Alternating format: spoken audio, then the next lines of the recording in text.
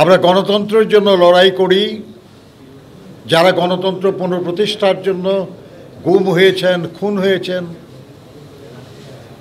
দীর্ঘ 16 বছর ধরে, এবং সর্বশেষ গত বছরের জুলাই আগস্টের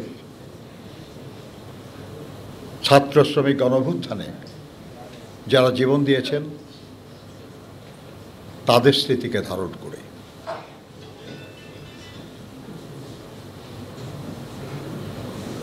তারা সবাই চেয়েছিলেন যে স্বাধীন বাংলাদেশের জনগণ নিজেরাই নির্ধারণ করবে যে রাষ্ট্র কারা পরিচালনা করবে, এই রাষ্ট্রের নীতি আদর্শ কেমন হবে, এই রাষ্ট্রের কল্যাণের জন্য কি কাজ করা হবে, এই সিদ্ধান্ত নেওয়ার মালিক এদেশের জনগণ।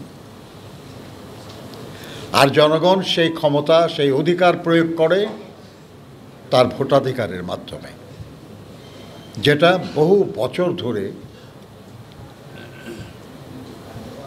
জনগণকে বঞ্চিত করে রাখা হয়েছে।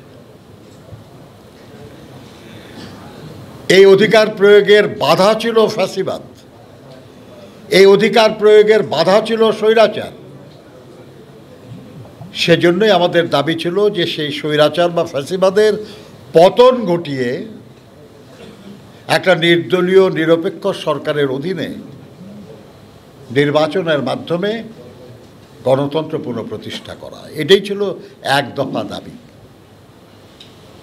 এটা এক অংশ পূরণ হয়েছে, ফ্যাসিবাদ বা স্বৈরাচার তার পতন হয়েছে,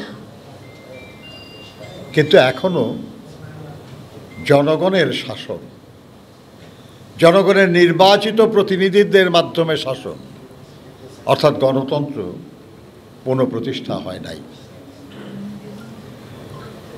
আর যতক্ষণ পর্যন্ত না জনগণের শাসন, গণতন্ত্র পুনঃপ্রতিষ্ঠা না হয়,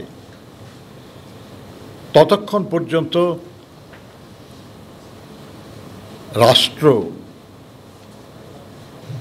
যতটা শক্তি নিয়ে আধিপত্যবাদ বা সম্প্রসারণবাদ মোকাবেলা করতে পারে ততখানি শক্তিশালী হয় না। এটা সত্য, যে কোনো পরিস্থিতিতে জনগণের ঐক্যই হলো সবচেয়ে বড় দুর্ভেদ্য প্রাচীর, যেটা অতিক্রম করা কোনো সম্প্রসারণবাদী, কোনো আধিপত্যবাদীর পক্ষে সম্ভব না। কিন্তু জনগণের সেই দুর্ভেদ্য প্রাচীর